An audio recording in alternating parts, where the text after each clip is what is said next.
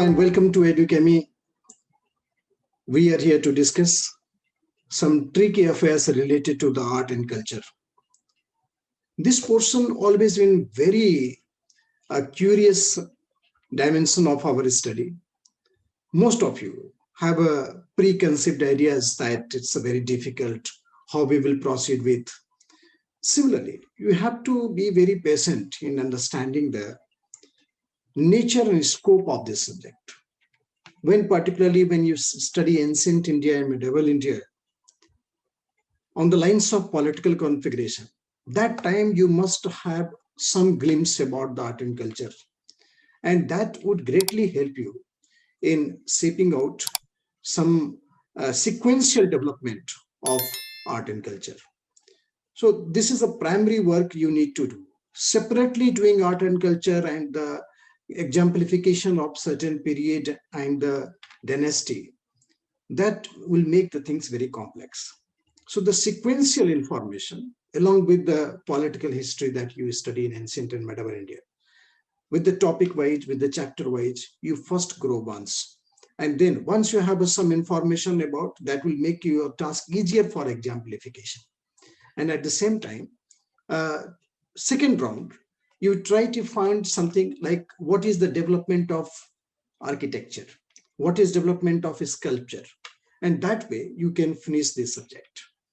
So without reading ancient and medieval India properly, along with the exemplification of the development of art and culture in certain period or the dynasty, that is the real problem that normally students commit while preparing for this. So suppose we have to do the Chola art. You might have heard that Chola revived back in power after 1,000 years, if you count from the Sangam age. After Sangam age, almost Chola power had lost, and then 1,000 hours later, the Chola bounced back. So around 850 AD, this Chola power was established by Vijayala, and with the capital Tanjore, right now we call Tanjavur. So this became a center of great cultural orientation. The many Chola ruler had a very significant contribution in making Tanjore as a main center of the culture in Dravid land. So here, the temple construction, basically referring, I am here to refer the temple construction. That is there are three types of the temple construction, you know that. In prelims also, mains also. So three types of the temple construction. That in Western India, we have the Besar style. In Southern India, we have the Dravid style. And Eastern and Northern India, we have the Nagar style. So related to the Chola, definitely it is a representation of the Dravid style of architecture. This style of architecture was originated during the time of Pallavas. And the climax of this Dravid school of architecture had reached during the time of Chola. The significant feature in construction of the Chola temples, it was very rich in architecture, design, decorative walls. So all these things we will see in the time of the Chola. So they constructed the temples. The first evidence of construction of the Chola temple, we can see that Aditya Chola, he constructed Shiva temple on both sides of Kaveri. Although it was a very small temple, but the beginning of the temple construction during the Chola time can be traced with Aditya Chola. Right? Cholas were ardent supporter of Lord Shiva. So in this phase, we'll study some significant development of Chola sculpture also. That two aspects of the Chola, that is architecture and sculpture.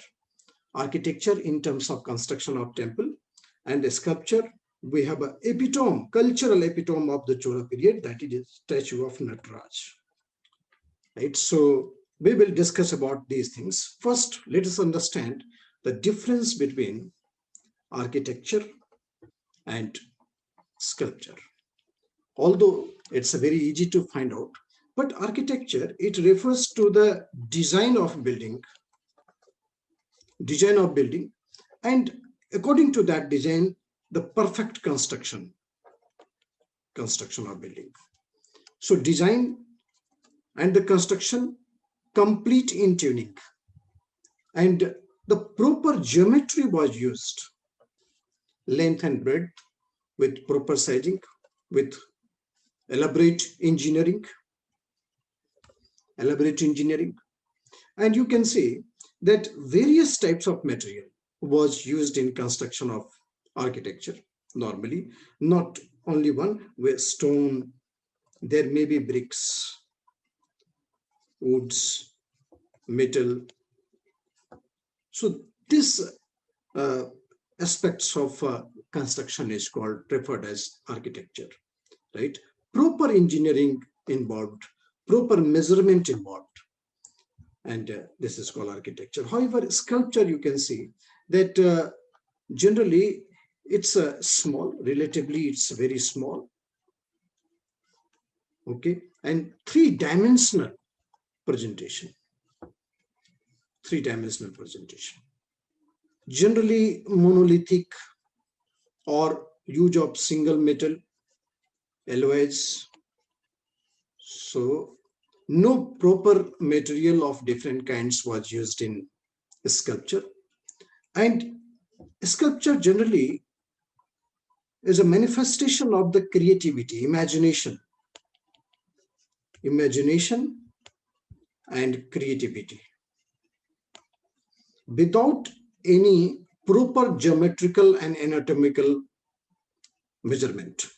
No anatomical measurement, even a sculpture of a human can be of 10 inches, 5 inches, like that. So no proper measurement is required, right? Suppose, for example, you can see the statue of a bronze dancing girl found in the Harappan civilization at Mohenjo-daro, right? And here architecture, so many buildings. Suppose you take the example of Taj Mahal.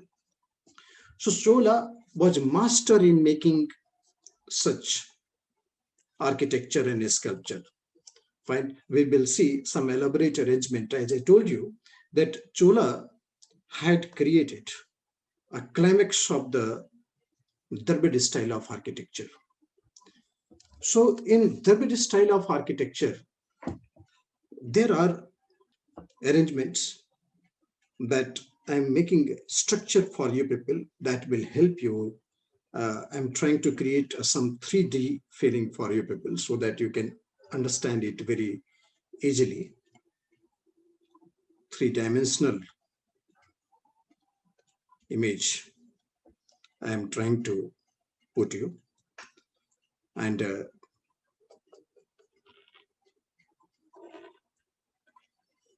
you must copy these things along with me. So this is a main deity complex.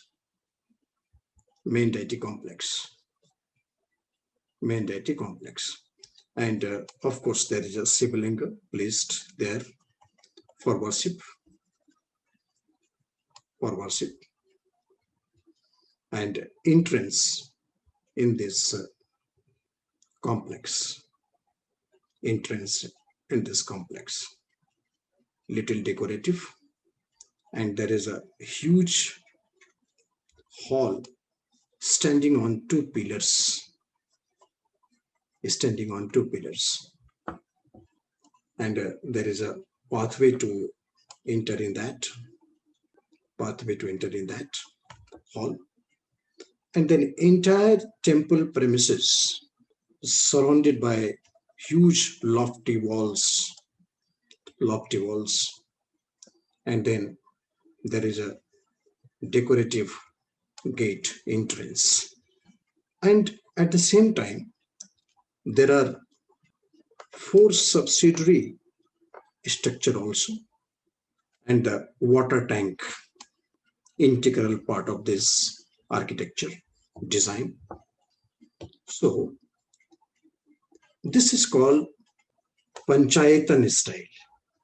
It is called Panchayatan style of construction, Panchayatan style of construction. And this is a feature of Dravid school. You can see, look at here, this is called Biman. Biman, the lofty tower on the main deity complex, and this is Garbhagriha.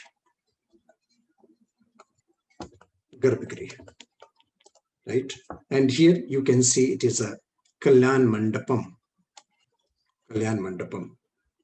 And the pathway that Kalyan Mandapam connects, this is a tunnel. This is something like tunnel. The pathway that connects the Kalyan Mandapam with the Garbhagriha, you enter with that tunnel, and this is called Antarala. And on the entrance gate here, there are a statue that is called, this is a statue at the entrance gate. The human-like sculpture that is called Dwarpal or Mithun or Yaksh. This gate comprised of a human-like structure, and this is a lofty gate that is called Gopuram. So counting this, these four are called a brilliant feature of a super specialty of Dravid School of Architecture. And other features are common everywhere. So these subsidiary deity complex, there is no Biman over it. Fine. And Biman is only on the main deity complex. And these four, every geographical feature that had a Tamil name of a Hindi version or the Tamil version of Hindi name, that cannot become the feature of the Dravid school. The super specialty of the Dravid School of Architecture is only for Bimana, Garbhagriha, Gopuram, and Kalyan Mandapam. Right? And some of the lesser known function, that is Antaral, fine, and Dwarpal, Mithun, and Yaksh, that is made. So Kalyan Mandapam, this is a cultural center. Anything cultural festival you celebrate in front of deity, and that is considered as very auspicious. So whether it is a marriage day or the birthday or any festival that is common to there, celebrated in front of deity at Kalyan Mandapam, which is a huge pillared hall, open pavilion type. So you can go inside the Garbhagriha to do worship by Antaral.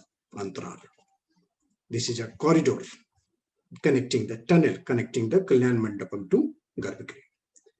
And there is a club, of course, placed there. So these are the super specialty of the Dravid School of Architecture. So Chola definitely made this structure to reach on climax. This is exemplification I have made. Dwarpal, that is the gatekeeper, or the Mithun, or the Yaksh. Fine. Their statue was generally placed in the form of a sculpture attached to the wall. For example, this is an elaborate arrangement. What I said, you can see here. This is a Garbhagriha, main deity complex, and even that, this is a Biman. This is a architectural figure. A water tank is a very common thing you find each and every temple premises. Then subsidiary deity. I've told you there are 4 subsidiary deity, and that is the reason why we call it is a Panchayatan style. This is a pillared hall, and this is Antaral, tunnel, Antaral, through which you enter into Garbhagriha. And this is assembly hall, which is called Kalyan Mandapam. And this is typical things that you must know. Elaborate. And Gopuram, entrance. So this is a broad architecture on which the temple complex was made. So for example, this is a 3-dimensional architectural feature in front of you. the Biman and the Sikhar, that is Kalas, was placed here. Garbhagiri, Kalyan Mandapam, Gopuram. In front of that, this is a giant statue of Nandi. Nandi, you understand? The vehicle of Lord Shiva. So, giant statue of Nandi. So, for example, Raj first, he constructed a Rajeshwar temple or Brihadareshwar temple. It is constructed at Tanjore. So lofty building was constructed, and what is so beautiful about this, the main deity complex definitely comprised of Lord Shiva, as most of the Chola rulers were ardent supporters of Lord Shiva, but Raj first maintained the secular nature of the state or the composite culture, that the subsidiary deity complex was also made of the different deities. Even the Buddha and Jaina also made its expressive presence there. But in Raj first temple, the statue of the deceased king and the queen was also placed. Means the king who died was considered as object of worship by the people, as the doctrine of divinity was very strongly rooted. So in Raja first, the statue of king and queen was also made as an object of worship. There are some freestanding pillars in the temple premises, freestanding pillars, where the carving of the image of Buddha and Jaina was made. Carving of the image of the Buddha and Jaina was made. So this is the way that entire temple planning was designed. Similarly, Rajendra first, this is a Rajeshwar temple or the Brihadareshwar temple. Fine. So this complex, you can see, this is a pillared hall connected with the Antral. This is the gallery tunnel. You can go in the main deity complex, and this is Biman, and this is Sikhar, right? Main deity complex. This is main deity complex, and here it is Kalyan Mandapam. So this is Rajeshwar temple or Brihadareshwar temple. Brihadareshwar is epithet of Lord Shiva, and you can attributes of the different deity in the form of presentation, like a sculpture type of things made on the top, freestanding pillars. And this is Gangai Konda Cholapuram temple. This temple was constructed by Rajendra first, right? And this Rajendra first, he constructed this temple in the memory of victory over Gangetic Valley. He defeated all the rulers of the Gangetic Valley, and then state was returned to them. He also followed the policy called conquest and restatement, and in that commemorate his victory, he had taken the title of Gangai Konda, and then established a new city, Gangai Konda Cholapuram, and constructed a huge Shiva temple there. But in this temple, we don't see any deity having any presence. Fine, any presence. So it's only and solely devoted to Lord Shiva. So temple construction of Dravid school of architecture definitely reached its zenith during the time of these two rulers. But the brilliant thing that in Chola you can observe, it is a statue of Nataraj. This giant statue you can see it is a cultural epitome of Chola. A statue of Nataraj. In Shiva was posed as a form of Tandav dance. This is cultural epitome of Chola, in which Shiva was presented in the form of Tandav dance. So this is the biggest philosophy that you can understand with the statue of Nataraj. And what is a connectivity with the art and philosophy? This is the finest example that how art is connected with philosophy. So statue of Nataraj, you can see the biggest ever philosophy, each and every expression of Lord Shiva, that in one hand there is a drum, You understand the drum, it is a sound of creation. And on the other hand, there is a fire, that is object of destruction. So simply, those who are created are bound to destroy. Those who are created are bound to destroy. This expression was very loudly expressed by Lord Shiva. In this statue of Nataraj, I told you that is the biggest ever philosophy anybody can understand about the entire human cycle. Then look at this hand posture, upright. This is called Abhay Mudra. Abhay Mudra, that is symbolism of fearlessness, that you don't need to afraid. That is called fearlessness. And one more hand pointing towards leg. This is a term called path of salvation. Path of salvation. And on the one ear we have the male earring, and other we have the female earring. This is a symbolism which is called Ardhanarishwar. Ardhanarishwar, a combination of male and female in one. Female is considered as a Sakti, energy. And then Shiva is dancing on a dwarf. What is this dwarf? This is a dimension of ego. You can see dwarf is a dimension of ego. It's a very small. It's a very small. That ignorance and the ego, that's a very small. Arms associated with snake. Snake, normally you can see snake is their representation. It is called Kundalina power. Kundalina power, which exists in spine.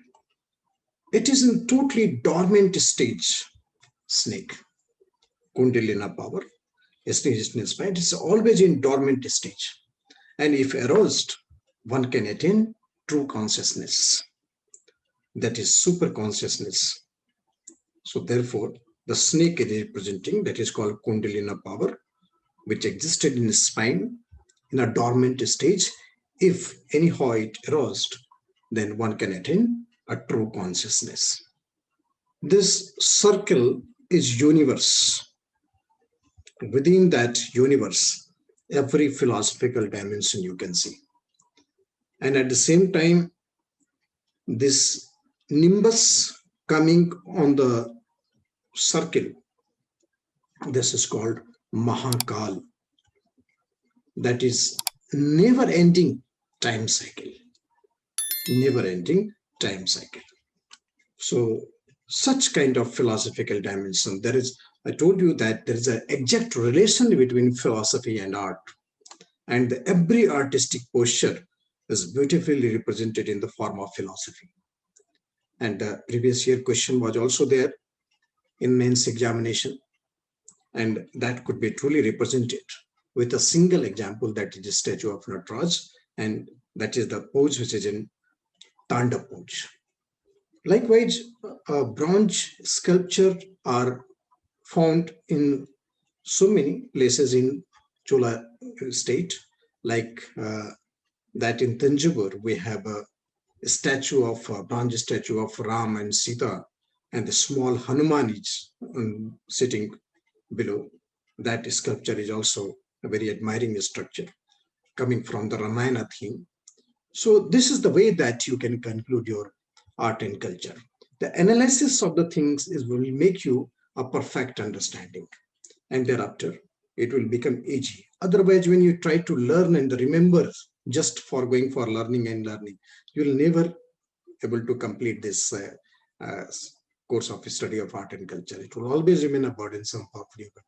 So whatever you study, just go in detail, right? And the precise in the continuity format. What I told you in the very first minute, that while reading the chapters of ancient and medieval India, you must know the exemplification, right? So that you can have a proper chronology of understanding, and then go for a separate provision of like architecture, sculpture, and then you can complete this chapter. Okay, hope you might have understood some of the important facets that will help you in understanding about the clarity of article.